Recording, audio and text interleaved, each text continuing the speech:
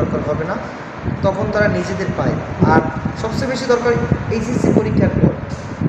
আর এই সংগঠনগুলো আমাদের কাজ করতে পারে স্কুল লেভেলে, কারণ এই যে ডাক্তার সাহেব আমি ওনার কথার মাধ্যমে তুলে ধরেছেন যে অন্যান্য সংগঠন মূলত আমরা আসলে এই দক্ষিণবঙ্গের যে বিভিন্ন থানা জেলা পর্যায়ে আমরা আমাদের দুর্বলতা হচ্ছে এখানে যে আমাদের এখানে পরিবেশ এবং স্কুল পর্যায়ে কলেজ পর্যায়ে বা আমরা সবাই যে যে জায়গায় যাই অনেক কষ্ট করে মূলত এই জায়গাগুলোতে আমরা ফাইট করে যাই, তখন আমরা আর কেউ চাই না যে ওখানে যে আরও প্রতিযোগী বাড়াই বা আরও কেউ যান।